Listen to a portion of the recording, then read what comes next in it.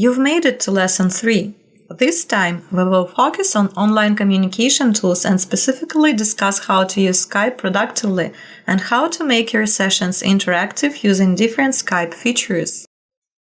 Please note that we are not limiting your options only to Skype.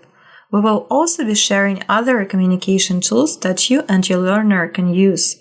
But since Skype is the most commonly used and one of the easiest telecommunication applications today, we are discussing it in more detail in this lesson.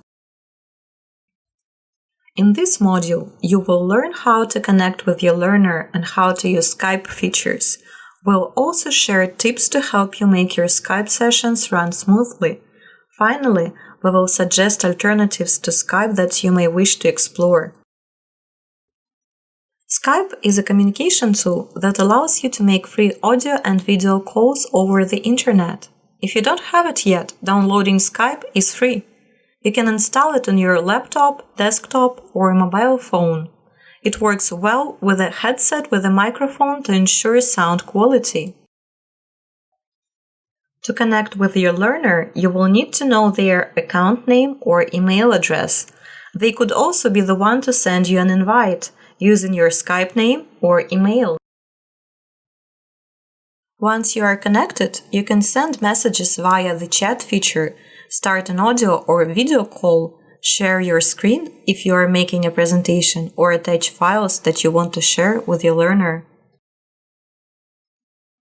As you can imagine, these Skype features can help you make your one-on-one sessions as personalized and interactive as possible. The chat box is useful for sending messages in text. It comes in handy when the learner prefers to communicate via text instead of video or audio. This can happen when the internet connection falters and video cannot function well, or if they are experiencing technical difficulties. They can send you a message if the screen is frozen or when the audio breaks up. You can also type or copy and paste prepared questions and exercises, and your learner can edit, spell, fill in the blanks, and so on.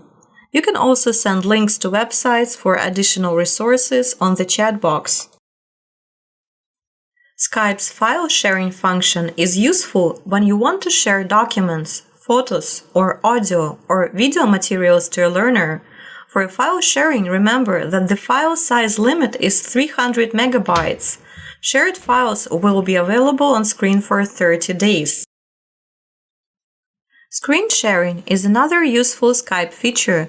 This allows you to show documents, presentations, graphics, photos, videos, and other materials on your computer while you are in a video chat session with your mentee. You can use this feature if you want to make a presentation, locate resources they can use on the Live and Learn website, or demonstrate how to fix a technical problem. Before sharing your screen, it will be helpful to remember to close files, documents, or websites that are private and you don't want your learner to see. The following are quick and easy tips to keep in mind to help you in your sessions. You can pause the presentation, read them, and take notes, or download the document Skype tips. If you have further questions about Skype and how to use it, please let your coordinator know. As I have mentioned early on in this module, you can also use other online communication tools that you and your learner may prefer. Apps like Talkie also have video chat and screen sharing features like Skype.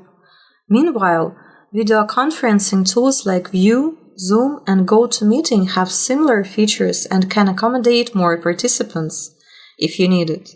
If you are on the go and need to use your smartphone in your session, you can use FaceTime or Viber if you have an iPhone, or Facebook Messenger, and also Viber on Android.